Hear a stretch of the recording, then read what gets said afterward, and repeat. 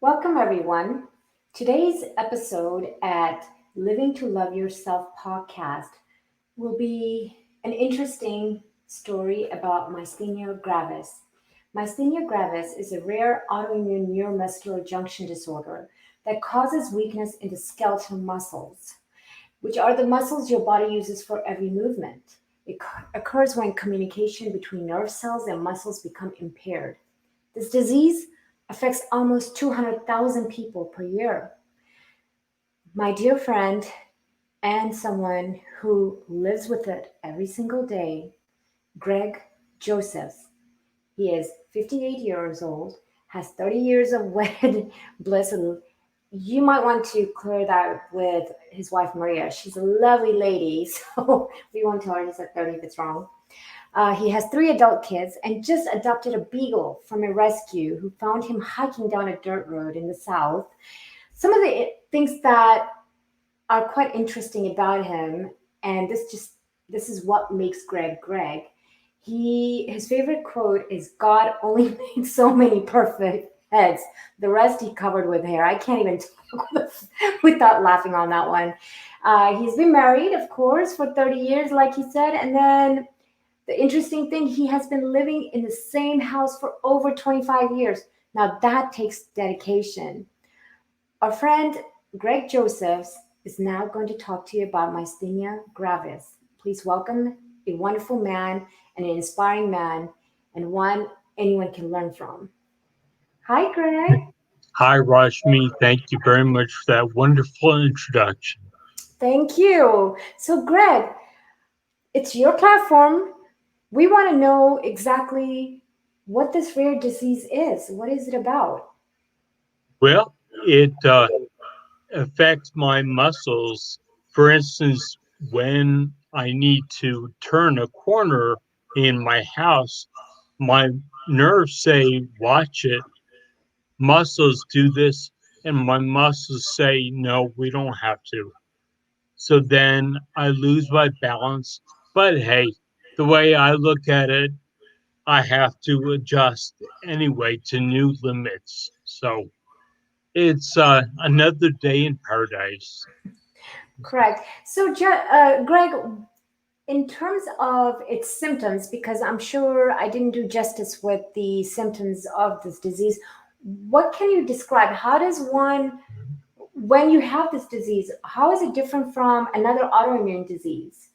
And Yeah. how, when we talk about neuromuscular disorder, you said that it's something you live with it every day, but what is this that you're living with every day? How can we describe what this disease looks like? Well, that's a very good question, Rashmi.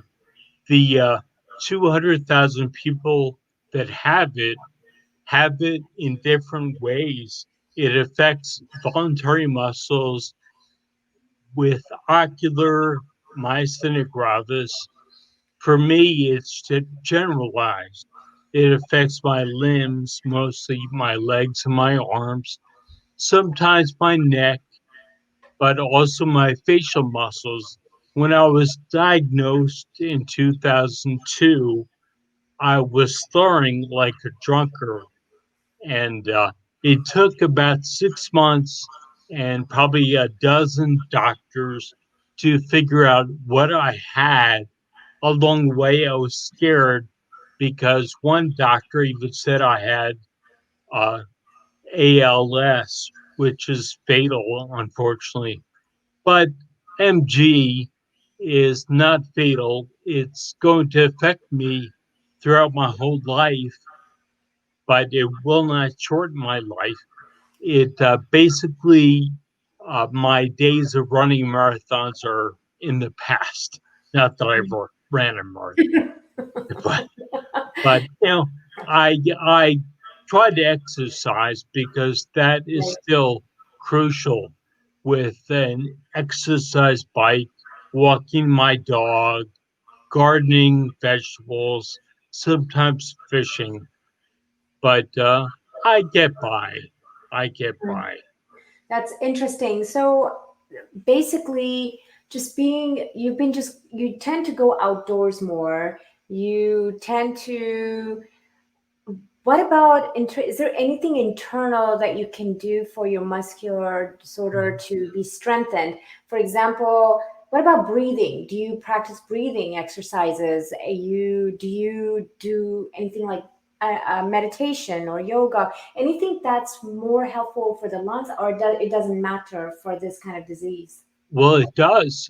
Very good question, Rashmi, because I suffer from sleep apnea. My throat muscles uh, just close up at night. And before I got a CPAP machine, which blows air into my trachea, I had been waking up about 170 times an hour because my brain would not be able to get oxygen that it needs at night. Mm, But fortunately, now it's 4 or 5 times an hour, according to the machine. So it's not bad. But I had a bout of pneumonia back in April, oh no. and thank God I'm okay. But the breathing exercises I had as a part of my rehab were exactly that. There's there's so many muscles that control your breathing. It's really good to be able to condition them to work better than just take a pill and hope that they perform better when Right. it comes down to it. Wow. So, yeah, fortunately, I didn't have to go on a ventilator. I did have some oxygen in the hospital, but with some myasthenia gravis sufferers, they do have to go on oxygen. They are not able to speak hardly at all or even eat, unfortunately. I go to support groups, and there's a gentleman there that told me he tried to eat birthday cake for his grandson, but he just couldn't do it. He had to, unfortunately, fake it. But, that's the way we That, have to live life, our new limits. That's all. that's true. I think you made a good point. I think it's more of when you are hit with a certain situation or any challenges, whether it's your pneumonia or just enjoying day to day life as your friend on special occasions, it's overcoming that feeling, that Mhm. emotional turmoil that you must be going through, to say, you know what, this is me, this is my identity, and this is, I can still have fun, I can still live with it. Is that a fair statement or? It is, Rashmi. I appreciate that very much. I try to find humor wherever I go.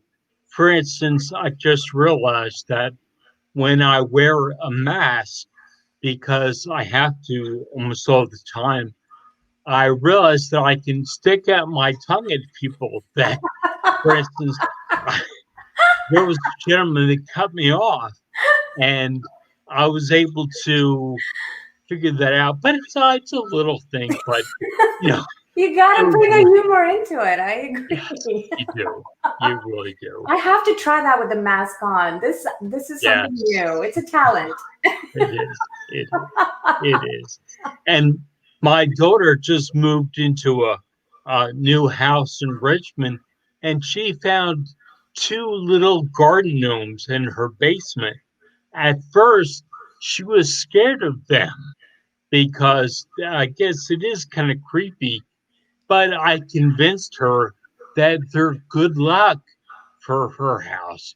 So instead of putting it back in her basement, she ought to take care of them, give them part of her dinner, and that way they can be good luck charms. Right. So, just a way of looking at life.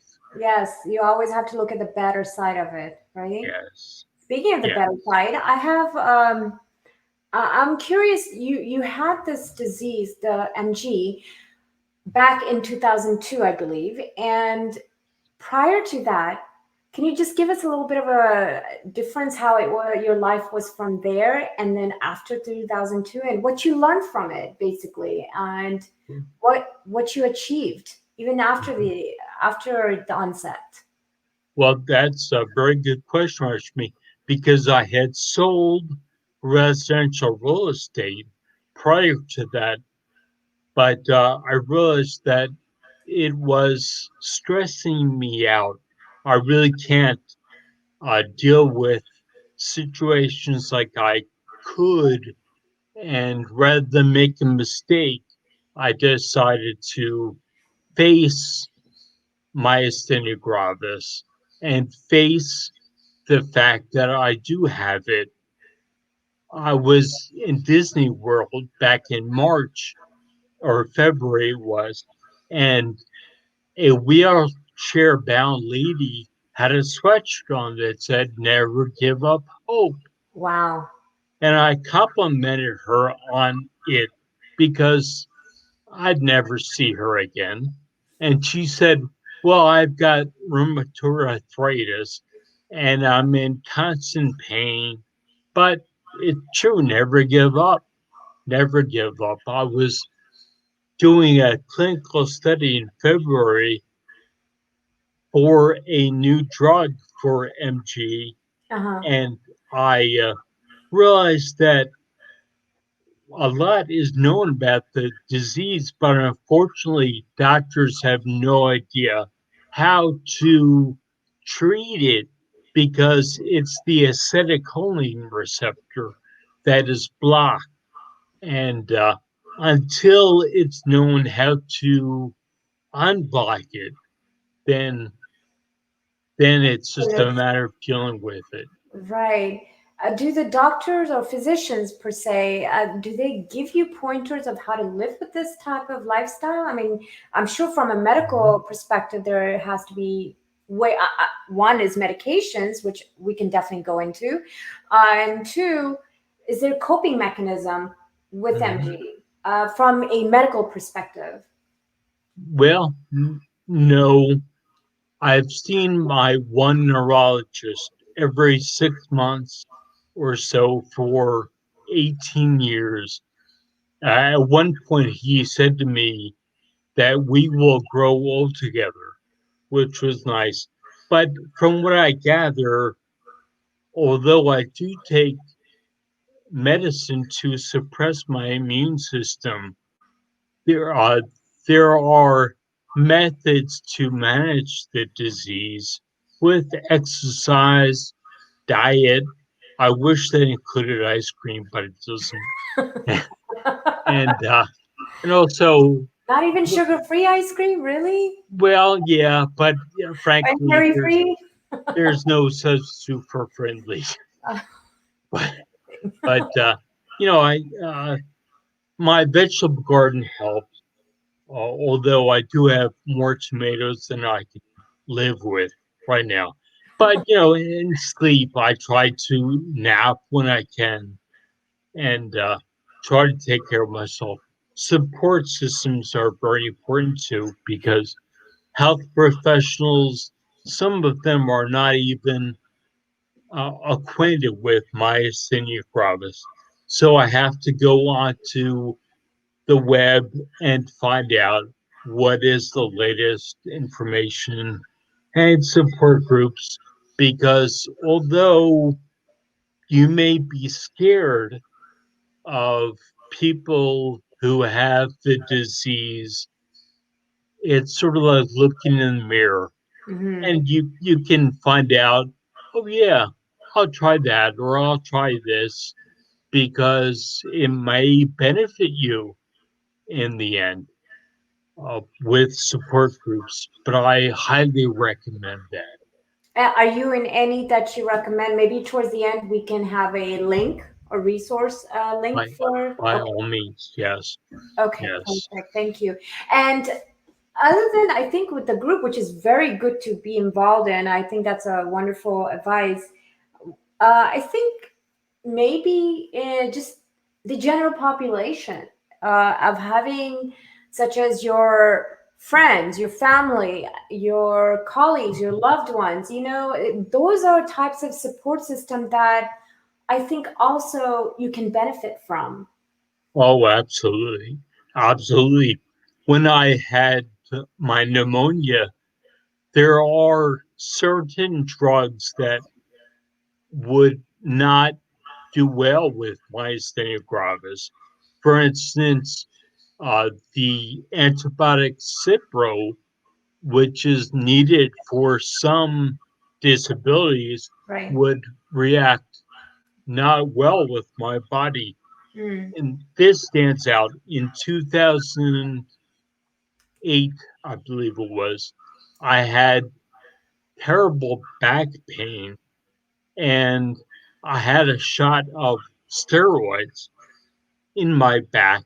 It backfired and I ended up losing my voice for a Oh, couple of months.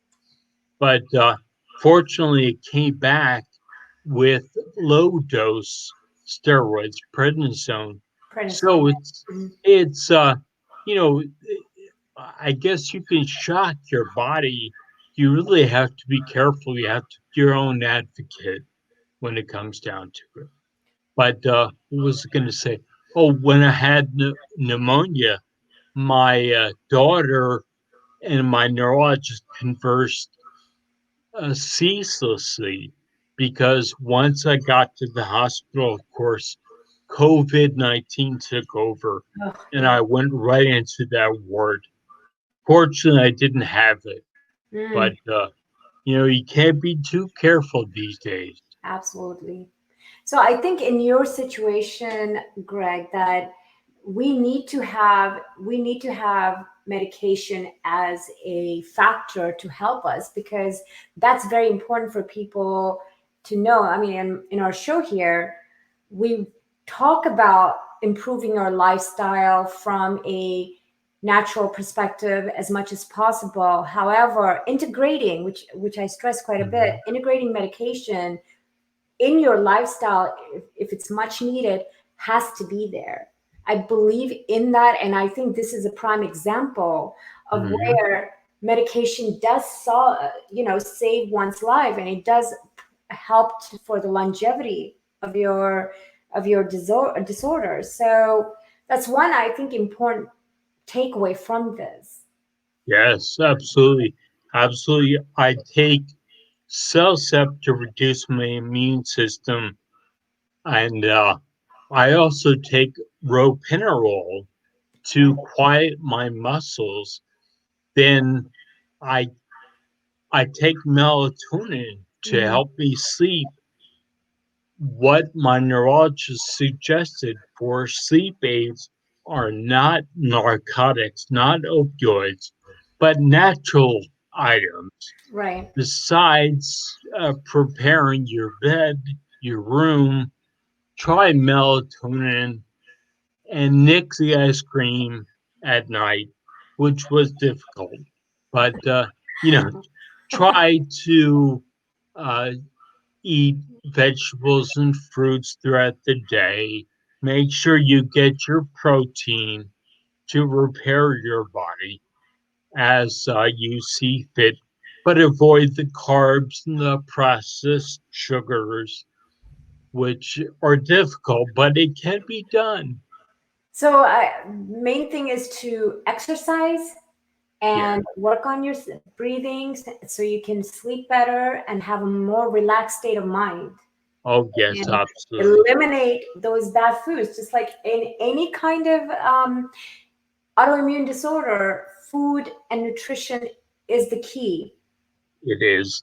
The mind body connection, Rashmi, is so strong that it took myasthenia gravis for me to realize that I had to stop getting fast food just because it's convenient and also not re- reduce my portions of ice cream to just a little bit, which is difficult, but Yeah, I gotta completely be done.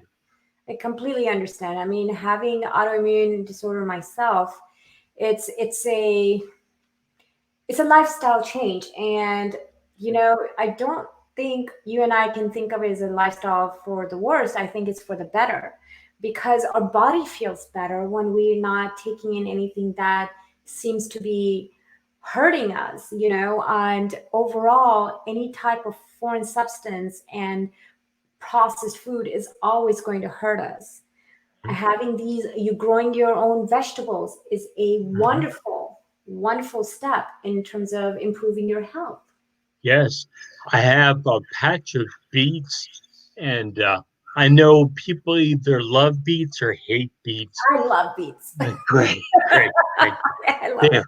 they are really good for you, Yes, and you really do get clear thinking and enjoy life better if you have fresh fruits and vegetables and fresh, well, water when it comes down to it. No, no soda, exactly. no Gatorade, nothing like that. Absolutely. Because again, those are processed food and they have Mhm. lots of sugar. Even the ones Yeah, that say no sugar added right? have sugar. Or low fat. They compensate with sugar. I know. Exactly. It's insane. But I mean, so when it comes to this disorder, this disease, what have you noticed from your perspective on just the human life? How has that changed your perspective? I'm sure from previous 2000, the pre 2002 versus Yes. post 2002. How has your lifestyle changed? Not, of course, from your own body, but just looking at the society, looking at the world the way it is. Has it changed, or you have always been the same from that N- angle? No, it's changed quite a bit. For example, I exited my car recently and lost my balance. So I faltered, and a gentleman asked me if I needed help. It's it was fortunately I didn't hurt myself, but it's nice to know that there are people that care about others, and even now with COVID-19 going around, we can volunteer. If you have anything to give, you really should, because even if you don't think it's of value, other people might. Definitely. That's uh, allowed me to be so much more optimistic than I Mm. used to. Isn't it amazing how you can see the value in life when Yeah, you go through certain obstacles in your and struggles mhm, in your life? And perfect. I think yours is a prime example of it, because this rare disease, when I first met you, for example, I think it was what, 3 years back, if I remember, or 2 years back. We had. I just remembered saying, "Wow, this is such a sweet gentleman," and he's taking his, working on his public speaking and so forth. And then I looked more closely. I said, "He's doing it." Also, one, because of his passion, and two, he wants to improve on his speech. And the more I thought, I was like, this man is so honorable, because you just had this light in you. And I said, if he can work through all the challenges and be here in public speaking, anyone can. That's it. That's it. Never give up hope. Never give up. And without knowing that there is improvement to be had every day, then there is so little to live for. Exactly. I appreciate Rashmi. Thank you. Yes. And so, Greg, what do you suggest would be our next steps for the audience? What is it that you would like them to take away from this? I know I'm going to give them the resource, as you had mentioned, the link, so I'll definitely do that. And on below. But what exactly, anything you have that we didn't talk about, anything you'd like to add? Well, Rashmi, I would like to end with the fact that everyone listening and watching should be eternal optimists.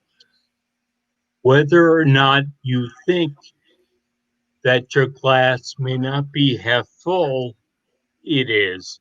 Because even though the economy is terrible, you might be jobless, and your dog just died. Life goes on. Right. Life goes on, and it can be absolutely wonderful. It's such a honorable advice. Thank you so much, Greg. And My pleasure. it's we're so honored to have you on this platform to tell us about this rare disease. And I wish you the best. And hopefully, being a part of this groups that you're in, the physicians and doctors, the medical group can find a better cure, I would I say. hope so. Right. At least we know that there is a longer lifespan now. So that's a great thing for anyone and everyone to know. Mhm. All you have to do is believe in yourself. Thank Yes, you so much, Greg. We will talk to you soon. Have a great day. you. Thank you. So there you have it, everyone. We had Greg Josephs, a wonderful man, discussing about Myasthenia gravis, a rare disease that really, really takes control of you. And you just have to fight it, live with it, and you will outcome it. Thank you for joining us on today's podcast. Have a wonderful day.